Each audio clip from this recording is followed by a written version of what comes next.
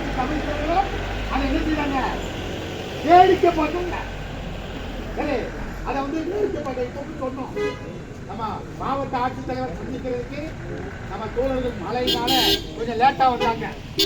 அதனால நம்ம என்ன பண்ணோம்னா, சரி நிர்வாகிகள் ஃபுல்லா நம்மளுடைய தென்காசி காவல்துறை ஆய்வாளர் நமக்கு ஒரு நல்ல நண்பர், ஒரு நேர்மையான ஆளு, நம்மளுடைய தொழிலாளிகளுடைய பிரச்சனையில என்ன அது நியாயம்னு நினைக்கக்கூடிய ஒரு அதிகாரி, இங்க இருக்கக்கூடிய டிஎஸ்பி அதிகாரியும் அப்படிதான், அதே மாதிரி நம்மளுடைய எஸ்பி அப்படிதான்.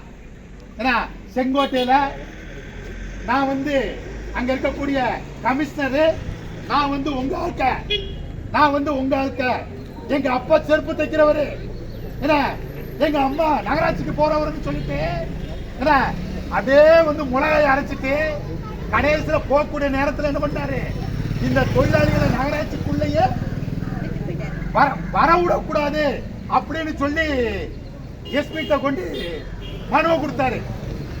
எஸ்பி நம்மளுடைய கோரிக்கை நியாயம் கரெக்ட் அப்படின்னு சொல்லி அவர் வந்து அவங்களோட பேசி முடிங்க, அவங்க பிரச்சனையை பேசி முடிங்க, நாங்க நம்மளும் போராட்டம் நடத்துறோம். அந்த போராட்டத்தை விட்டு அவர் வந்தாரு, நல்ல கூல கும்பிடு கும்பிட்டாரு, நான் இருக்கேன், நான் உங்க ஆளு, உடனடியா எல்லாத்தையும் கிழிச்சிருவோம்.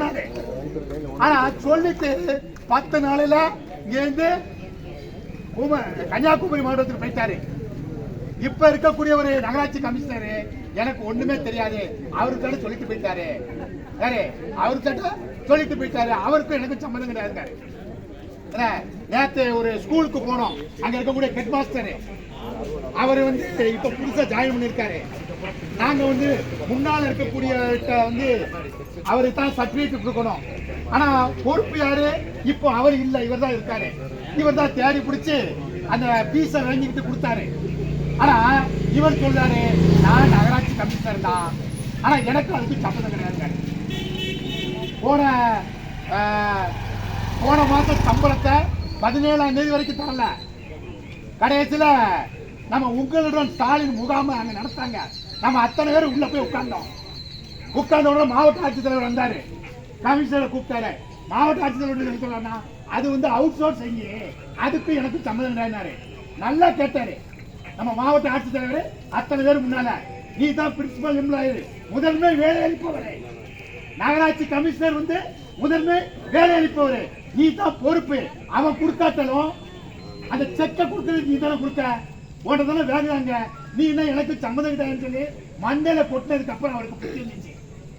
இப்படிதான் இருக்காங்க கமிஷனர் வந்து, வேற எதுவுமே தெரியாம இங்கேயும் அப்படிதான் இருக்காங்க. இப்பவும் நம்ம எல்லா நகராட்சி கமிஷனருக்கும் எல்லா அதிகாரிகளுக்கும், ஐயா எங்களுக்கு வந்து